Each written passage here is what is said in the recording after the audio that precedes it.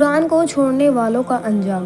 اللہ کے ذکر کو یعنی قرآن کریم سے دوری اختیار کرنے والے تو بہرحال بے شمار نقصان اٹھائیں گے۔ اتنا ممکن نہیں ہمارے لیے کہ ہم سب کا تذکرہ کر سکیں۔ ہم یہاں چند ہی نقصانات پر غور کریں گے۔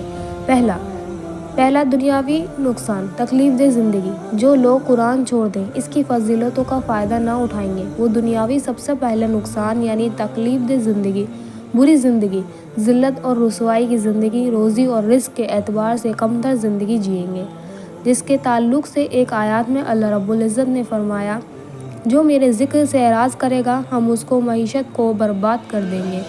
غور کرنے والی بات ہے میرے عزیزو، اللہ تعالیٰ وعدہ کرتا ہے اس آیات میں جو اس کے ذکر سے اعراض کرے گا اللہ اس کی معیشت یعنی روزی اور رزق برباد کر کے رہے گا، اور رزق میں صرف مال و دولت ہی نہیں بلکہ اولاد بھی شامل ہے۔ دوسرا دنیاوی نقصان، شیطان کا تسلط ایسی قوموں پر۔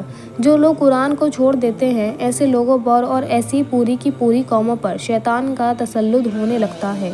پوری نسل کی نسل اللہ برباد کر دیتا ہے، جس کے تعلق سے اللہ رب العزت نے فرمایا، جب میرے بندہ میرے ذکر سے اعراض کرتا ہے تو ہم اس کے اوپر ایک شیطان مسلط کرتے ہیں اور وہ اس کا ہمیشہ کا ساتھی مرنے تک بن جاتا ہے، اور وہ اس کا ہمارے یعنی اللہ کے راستے سے بھٹکاتا ہے اور ایسا دکھاتا ہے کہ تم تو ہدایت پر ہو، بس چلتے رہو جیسا کر رہے ہو۔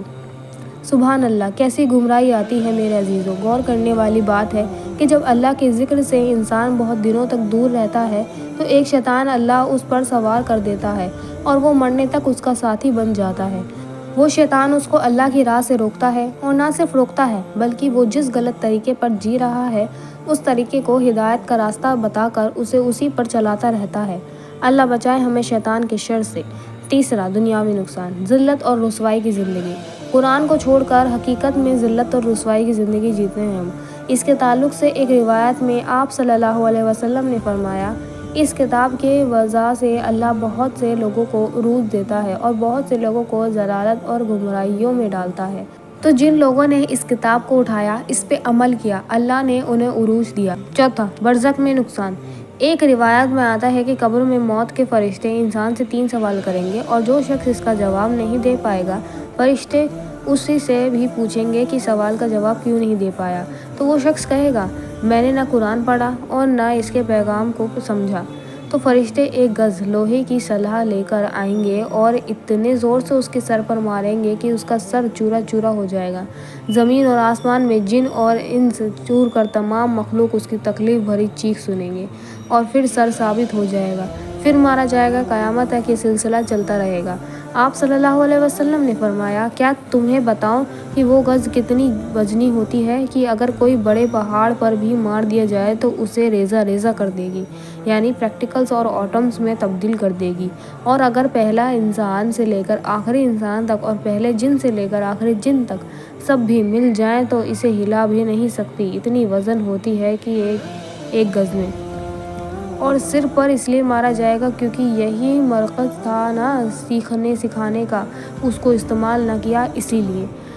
پانچواں آخرت میں اندھا اٹھایا جائے گا۔ اللہ رب العزت قرآن میں ایک جگہ فرماتا ہے، جو مسلمان قرآن نہیں پڑھے گا قیامت کے روز اسے اندھا اٹھایا جائے گا۔ اس لیے ہر حال میں کوشش کیا جائے قرآن کی تلاوت اور اس کے معنی مفہوم کا مطالعہ کرنا، اور اگر ایسا نہ کیا تو قیامت میں لازم ہے کہ ایسا انسان اندھا اٹھایا جائے گا اور لاکھوں کروڑوں لوگوں میں رسوائی حاصل ہوگی ایسے شخص کو جو اللہ کے کلام سے اعراض کرتا ہے۔ چھٹا آخرت میں رسول اللہ صلی اللہ علیہ وسلم کی ناراضگی کے مستحق ہونے والے لوگ۔ قرآن سے دوری اختیار کرنے والے آخرت میں رسول اللہ کی ناراضگی سے مستحق ہوں گے، بلکہ رسول اللہ صلی اللہ علیہ وسلم ان کے خلاف بات کریں گے، جس کے تعلق سے اللہ رب العزت نے ایک آیات میں بیان فرمایا، اللہ رسول تمہارے خلاف گواہی دیں گے، اے میرے رب اس قوم نے قرآن کو چھوڑ دیا۔